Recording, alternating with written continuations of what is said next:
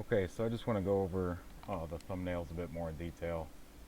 So, whenever you create any of the waiting children, um, on the actual edit page of the child, you can set a thumbnail, which if you've cropped or resized the picture to however you want it to be 150 by 150, you can upload it right here.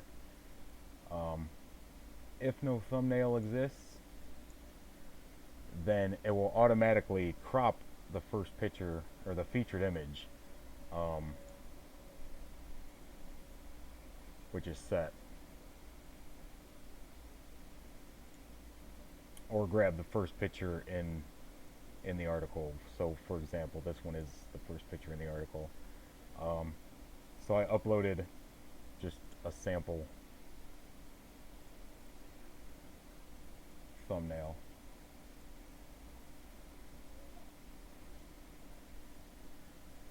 And then right there, it doesn't change anything you actually see on the page. All it does is set the specific thumbnail for that child. Um, so to remove it, again, you can just erase it. Um, so, for example, I was trying to do it with this image, and if you go into Photoshop and select the select tool with a fixed ratio of 1 to 1, it will create a perfect square.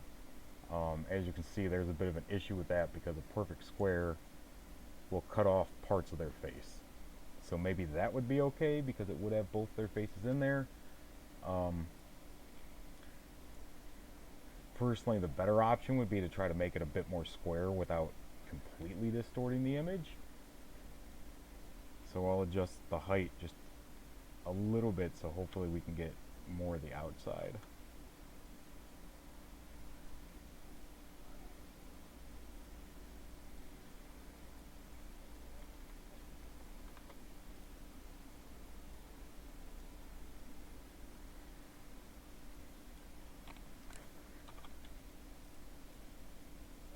And once you have whatever you want cropped, you can again resize the image to 150 pixels once it's a square, and that will be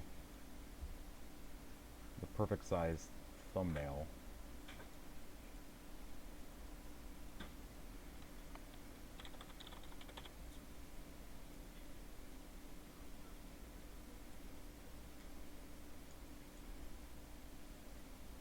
But you gotta take it, upload it,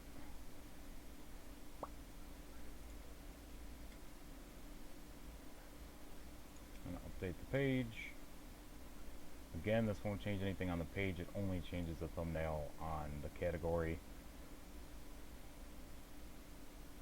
And there you go. So because it's being so small, um, compressed, it's it really doesn't look out of proportion right now. I mean, I know that it is because I did it. Um, but at least both of their faces are in the thumbnail now. So, originally, I'm pretty sure that I showed Justina how to do this. Um, so I guess this is just kind of reiterating that. If you guys need anything else, let me know.